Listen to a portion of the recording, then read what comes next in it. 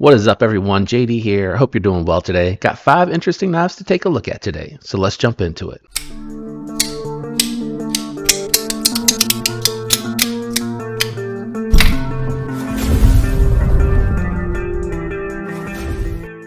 Alright guys, so I have 5 different knives here on the table that we're going to take a look at, and we're going to kick it off with the Bridgeport Bodie. I really enjoyed my time with this one. 14C28N with titanium hardware and a steel nested or inset liner lock. Multiple means of deployment is the party piece for this particular one here. And I keep forgetting you got to kind of go up with this one here. It's an aggressive jimping. If you try to go straight back, you're going to kind of just push into like a dead zone.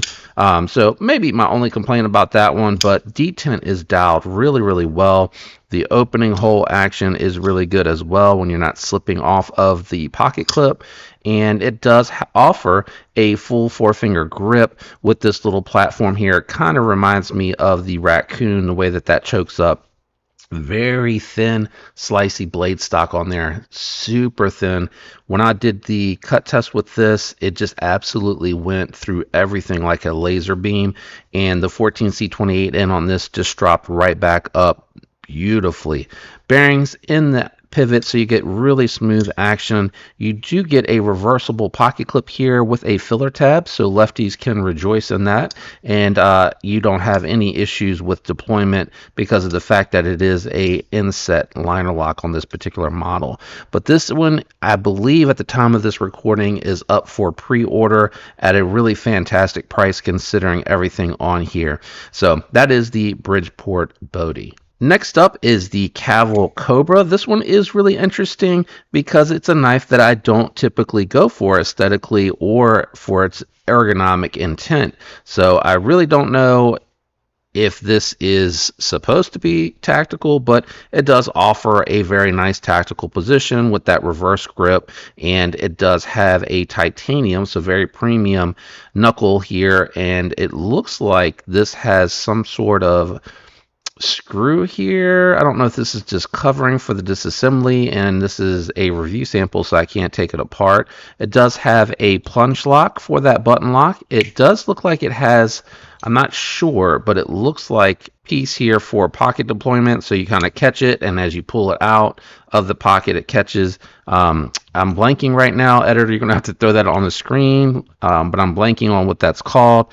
But it does work for also the thumb and the reverse flick, and then they put a little flipper tab here for you as well in case you don't want to use the wave deployment.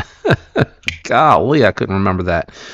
You can hold it without putting your pinky in there, but it does put you in a bit of an awkward position, and for me, so I actually do like the pinky to go in there. I just barely fit with a little bit of space left over, so I do appreciate that. And the wave deployment device here does also create a little bit of a ramp there, so that if you're using this to do some utility cutting and things of that nature, it'll allow for that. You got ribbed backspacer here with the knuckle all integrated into one piece. I do like that aesthetic. A little bit of jimping here behind the wave deployment, and you got a very subtle, almost disappears here in the middle of knurling going on with this one. Very cool, nice design in the pivot. Looks like it's going to be a flathead that you're going to use for the disassembly, and I don't want to mess with it too much, but I'm wondering if you just unscrew this and that takes the pocket clip out. Maybe it's the screw is like further forward on it. That would make sense though, because then you would use the flathead to take it completely apart. Bearings in the pivot, so again, very smooth action. Very interesting sounds on this one too. Take a listen.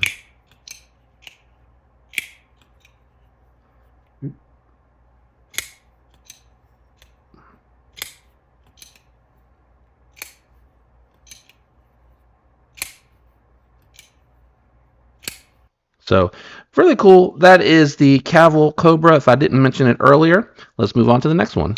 Next up is a lefty variant. So maybe if you're seeing this video for any reason you see me taking that off, it is because it's a lefty and I don't want to mar it up because it is a pass round. This is the Kunwu Gringo? Yeah, Gringo.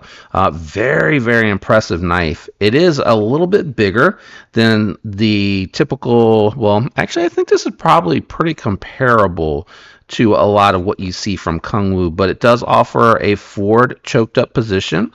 It is, I think, what is this? S390? I can't remember. I'll zoom in there, put it on the screen for you, but I think it was S390. So very interesting steel. Kung doing interesting steels. I like that kind of Spyderco-esque.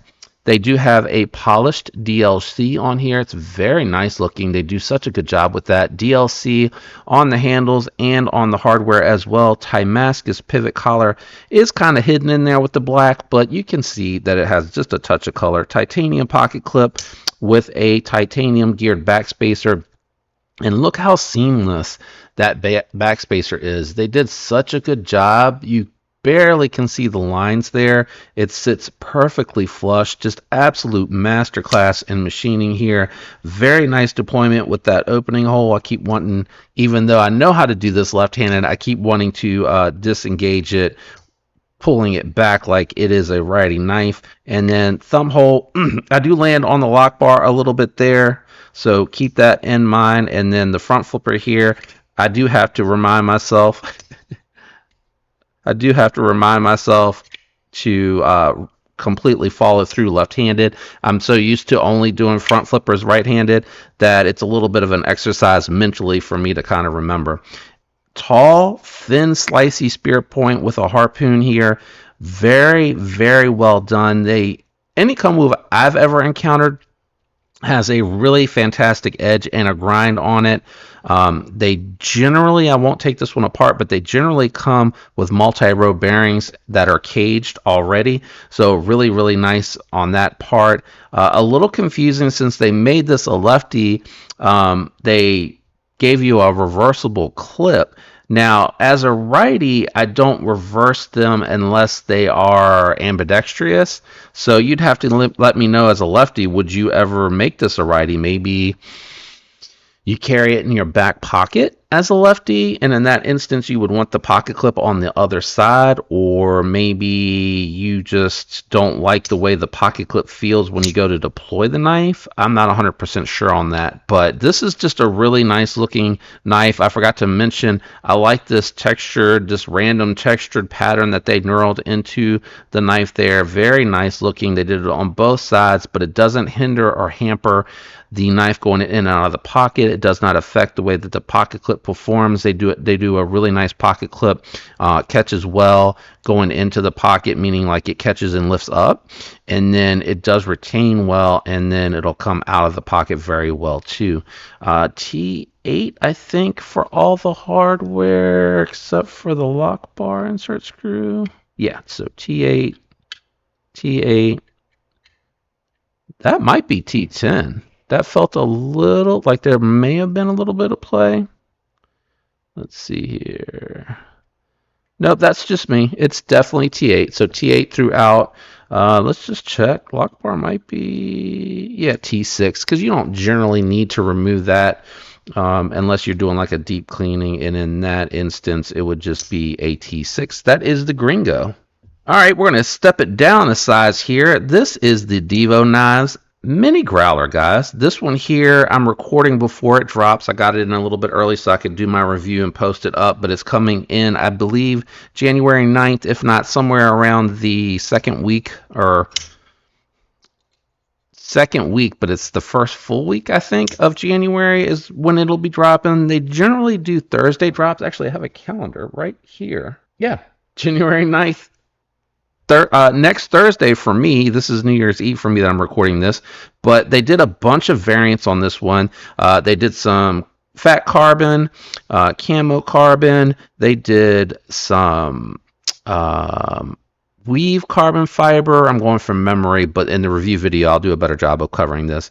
And then I believe there's some aluminum versions, and then they're doing 154 cm and they're doing S90V so that they have a more affordable and attainable price point on this if you're interested in it. And then for those that are a little bit more on the steel snob side of it, still a very affordable price in my opinion, coming in under 200, but with the S90V. This one here is the S90V variant. I love the 80s camo carbon. The satin hardware and everything on here is really well done. It does come with a wire pocket clip. I'm okay with it because of the size of the knife that it comes with the wire pocket clip. On the full size one, when they do the premium, I do hope that they do a milled titanium pocket clip like what you see on the Tallboy and on the Fireball, the ones that they did most recently. Again, being that this is coming from Devo Knives lefty EDC, Kevin is a lefty, so he does do the nested or inset liner locks so that you can operate this left-handed fairly easily. It's a little bit of a pull, that's what I was trying to do. Oh, that reminds me. I don't want my wife to get mad at me.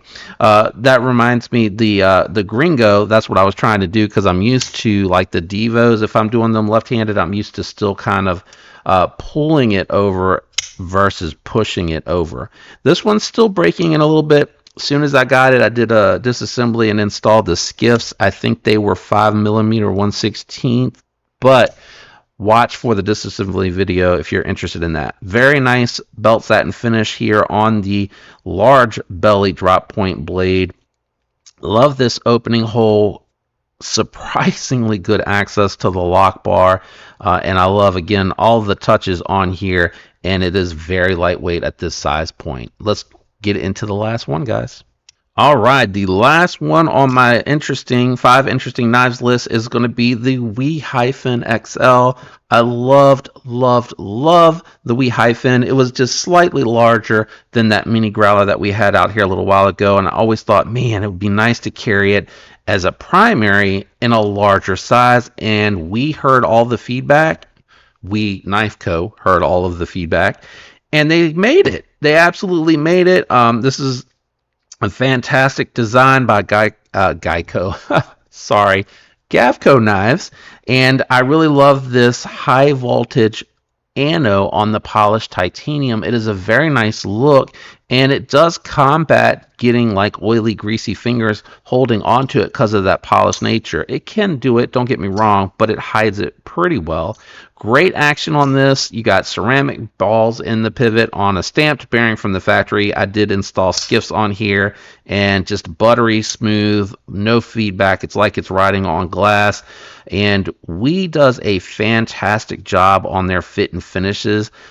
I mean, they're second to no one, in my opinion, with the fit and finish and the quality they put out there. Nice pocket clip, works well. It does have a landing pad on it so that these diamond plated, that would be fancy, diamond textured scales don't catch or rub or saw away at the pocket. Very minimalist. I think it's just these two 2/8s to disassemble.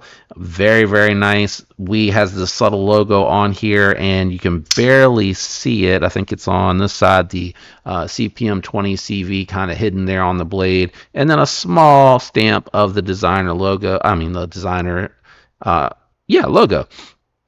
The only complaint I had is I thought the thumb studs, the typical thumb studs that they use, while I do love them and they work fantastic, are a little small. I am kicking the tires on using up a set of tie connectors that I have to put on here to make it a little bit bigger to kind of go with the knife, but I really just like the way that it is, and I haven't had any sense of urgency to do that, to change them out, just because they work so well. The larger ones will take a little bit more area, and it may get them just a little tight to the body, so I haven't really messed around with them to do it. Also, with the tie connectors, it comes with a threaded barrel, so you got to thread it into one side and then measure and cut down so that you can thread the other one on there and it'll lock up, but there's not, too much or too little there. So just, I need to find the time to do it, just something I hadn't gotten to. Anything else? Oh, This has the hollow grind, harpoon, modified sheep's foot. I don't know what you want to call it. I call it a fantastic utility blade shape because it does all of the utility tasks that I could throw at it very well. And then when I'm cutting through dense material, breaking down cardboard, it's just an absolute laser beam. Now, I will say they advertise 59 to 61. Is that right? I think it's 59 to 61, but you may want to check and see for yourself. I think they have it up on their website on the 20 CV, which is a little low. I would have liked to have seen them do 61 to 63, especially at this price point. It is a little bit more expensive than what you're getting from, say, like Kaiser or Vosteed when they're doing that, but they're using S35 yen, which at that 59 to 60 or 61, whatever it is a good heat treat on S35 yen, whereas 20 CV, you need to cook it a little bit more for good edge retention. I say all that to say that the edge seems to be holding up really well. And I don't know if that's because of the hollow grind, but I have other flat ground knives that are really thin blade stock, good geometry on them, and the 20 CV seems to hold an edge very well. So I'm tempted to send a couple of the Wii's that I've had with the 20 CV out for testing to see what they really come in at. It probably comes in at something like 60.5 or something like that. I think I've seen that before, but I'm not 100% sure. But that's my 5 interesting knives. We have on the more full size, we got the Hyphen XL. We got the, I'm going to lay it down so you can see the show side. It's a little weird, I know. The Gringo from Kunwu. We have the Bodhi. I keep wanting to call it the other one. The Bodhi from Bridgeport Knives. We have the very interesting Cobra here from Cavill Knives, and then the surprisingly awesome, because I love the full size or the regular size, whatever you want to call it, the Mini Growler from Devo. I thought that was a really interesting take on that one. Actually, I need to put it on that side because that's the side that I put my video camera on, and I don't want to cut it off while I'm talking. Anyway, so let me know what you think about these 5. Again, the Mini Growler may be out by the time this gets posted because I'm going to put the review up before, so this may come out a little bit after depending on how I line them up. Right now I have videos posted out through the 6th, so I am going to bump the Mini Growler review up a little bit so that you guys can see what my thoughts are on it in case you're interested, and then I'll make sure and have all of the information in that video for your convenience. So this is probably coming out a little bit after that, but all interesting. Any affiliate links that I have are down below. If you're interested in any of these, it does help. I don't have affiliate links with Cavill and Bridgeport, but I will link them so that you can go to them very easily to find them. If you enjoyed the video, a like would be appreciated and it helps the channel. Comment below also helps the channel. A special shout out and thanks to my channel members. You guys are amazing. I'm out of here, guys. I hope you have a fantastic week, and I'll catch you on the next one. Peace.